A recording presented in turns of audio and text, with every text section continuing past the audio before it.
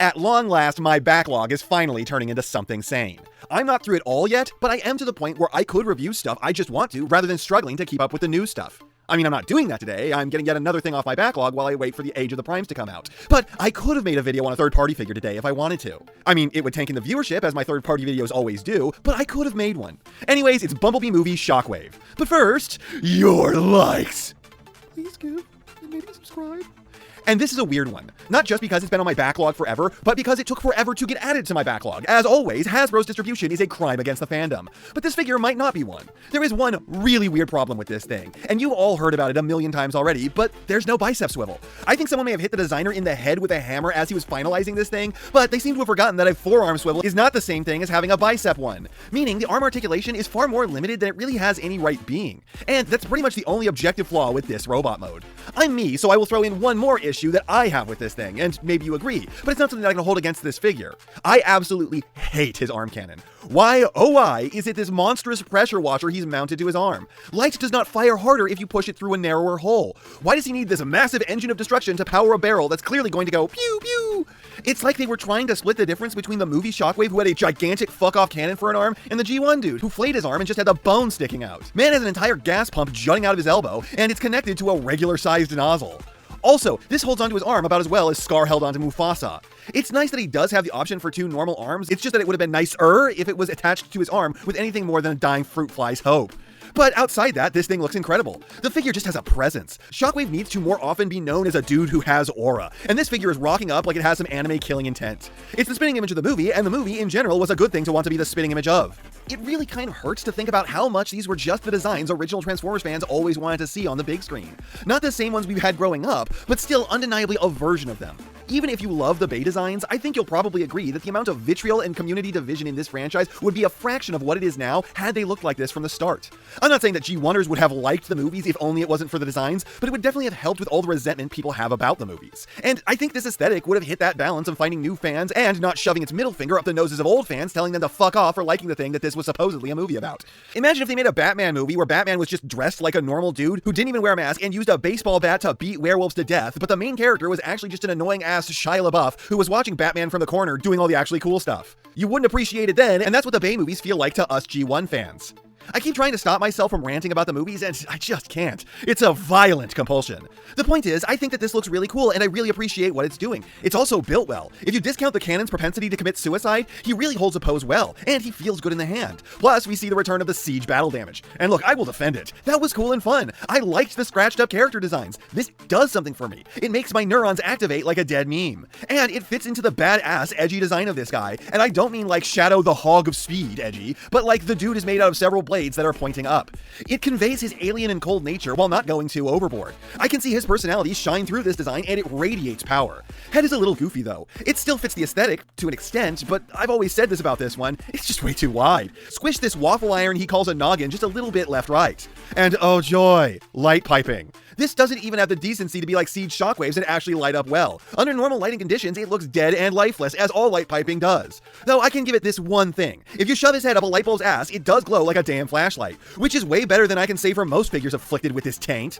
And yeah, the robot mode is a massive visual success. The colors are perfect, the paint is cool, the design badass, the quality control under control, and it feels like the character. Before getting this thing, I was like, yeah, okay, I'll pick it up for the show. But I fully did not expect to be smitten with the way this thing looks like I am. And it captures the vibe of the weird, cold scientist who's also a dude who can kick your ass, take your lunch money, and shove you in a locker. And then while you're in there, start doing evil war crime experiments on you.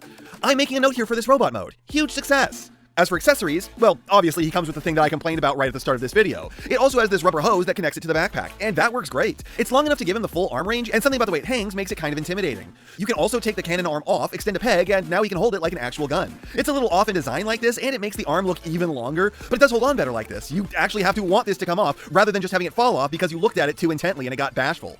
The accessory is what it should have been, even if it's a goofy version of it by my estimation. And while the falling off is annoying, you can deal with that. Really, the worst part of this accessory comes comes later. But first, posability. Head basically only swivels. Shoulders pull a full 90, though you do have to finagle it a bit to get them there. Again, weirdly no bicep swivel, just a far less useful below elbow swivel, and then the elbows pull a 90. Wrist swiv, separate from the forearm swivel, and you can fake sword-wielding wrists. Hips are unimpeded in all directions, slightly less than 90 knees, which you can fake for almost maximum, and feet with a slight rocker and a good toe down. So this isn't great. Despite the hands being capable of sword-wielding wrists and the deepness of the knees if you work them just right, this is sitting on the ragged edge of bad. None of the joints naturally have ranges better than average, and some of them are worse than that. Plus, he's lacking the bread and butter of a bicep swivel. Paradoxically, the figure just winds up kind of stiff, while also decently posable. I guess that fits the character as well, but it's not a positive of this thing. And the transformation also isn't. Yes, this is where the cannon really comes to bite him in the ass. It's a parts forming piece, and you all know how I feel about parts forming, even if this does technically stay attached by an actual string the whole time.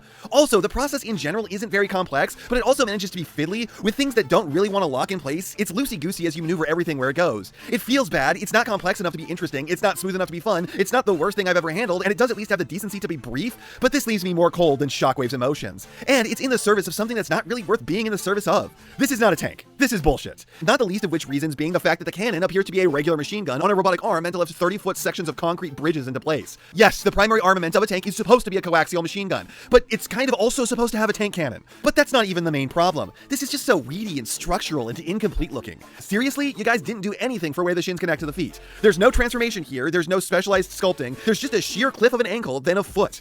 This is the front of the finger quotes tank mode, guys. You gotta try a little harder on the front. And H-tanks aren't really something that you should want to make on the best of days. And this is a really bad version of one. Plus, it doesn't really have much level of holding together either. The back pops out and flexes down with, like, no effort, and that would be bad enough, but the cannon barrel is even worse. How is it that this doesn't lock in, like, at all? And there's this big visible gap in it. Plus, from the front or sides, this thing could charitably be described as a tank, but from the top, this literally doesn't look like anything. It's so gappy and blatantly unfinished. It rolls okay, but who really cares at this point? This is sadly, once again, a Bumblebee movie figure with an alt mode that just isn't anything. I swear every last character from the Cybertron scene wound up with a worthless one, except for Optimus, and that's only because he turns into an Earth truck.